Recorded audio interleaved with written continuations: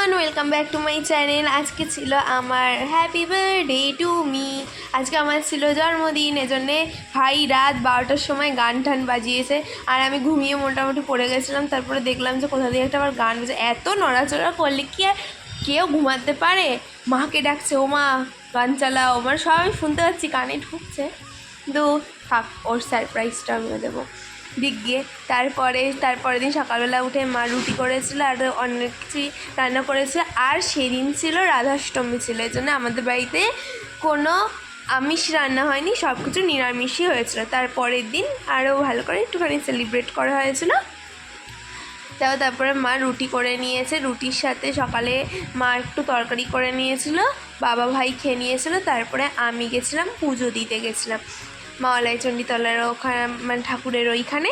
তারপরে আমি গেলাম, গিয়ে দেখো মায়ের মন্দির, এখানে আমি পুজো দিতে এসেছিলাম। জন্মদিনের দিন সবাই পুজো দেয়, আমিও এসেছিলাম। খুব তাড়াতাড়ি হয়ে গেছিলো এখানে। মানে বছরে একটা সময় খুব, মানে একদিন বছরে, মানে একটা দিন আছে, সেই নির্দিষ্ট দিনে খুব জমজমাট করে পুজো হয়। তারপর দেখো মা 5 রকম ভাজা রান্না করবে, ওদিকে ভাজা বসিয়ে দিয়েছে। আর এদিকে রাধারানীকে আমি ভালো করে পুজো দিয়ে নিয়েছি, সাজিয়ে গুছিয়ে নিচ্ছি। রাধারানীকে খুব সুন্দর করে সাজিয়ে নিচ্ছি দেখো। তারপর মা কিছু নাড়ু করেছিল, নাড়ু আমি দিয়েছিলাম, মিষ্টি প্রসাদ দিয়ে আমার পুজো কমপ্লিট করেছি। দেখো কি সুন্দর লাগছে ঠাকুরকে। রাধারানী আর কৃষ্ণ ঠাকুরটা ওই সাইডে থাকে। আজকে মানে পুজো, তো এই জন্য আমি এখানে রেখেছি। খুব সুন্দর লাগছে দেখো, ঠাকুরগুলোকে সাজিয়ে গুছিয়ে নিয়েছিলাম। তারপর অন্যদিকে আমার রান্নাবান্না বলছি, আমার খাওয়ার দাওয়ার রেডি হয়ে গেছে। এদিকে দেখো 5 রকম ভাজা দিয়েছিল, পনির দিয়েছে আর ডাল দিয়েছে, আর ওদিকে পায়েস দিয়েছে। আচ্ছা, ছোটো করে একটা মানে অনুষ্ঠান হয়েছে, নিয়মকানুন যেগুলো আছে। তারপর বাবা দেখো আশীর্বাদ করছে আমাকে। বাবা মানে মাথার মধ্যে এত দুব্বো দিয়ে দিয়েছে ধানগুলো, বাবা বলছে অল্প অল্প করে দাও। তারপর পায়ে পড়লেও একটা না, দেখো বাবা তারপর আমাকে পায়েস খাইয়ে দিচ্ছে।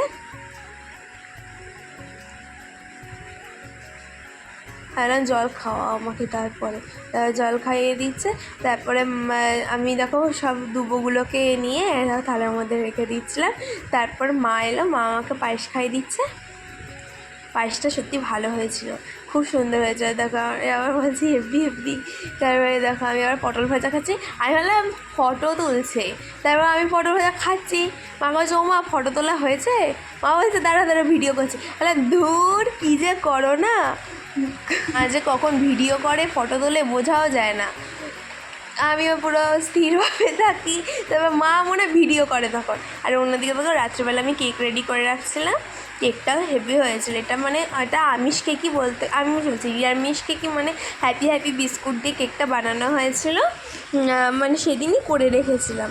তারপরের দিন আবার বাড়িতে একটু লোকজন আসবে, মানে লোকজন মধ্যে মাসির নিমন্ত্রণ করা হয়েছে, এই জন্য সেদিন আর ঝামেলা নিয়ে এমনি অনেক রান্নাবান্না ছিল, মা বলে আগের দিন করে রেখেছিলাম। তারপর দেখো আমি ঢেকে দিয়েছি।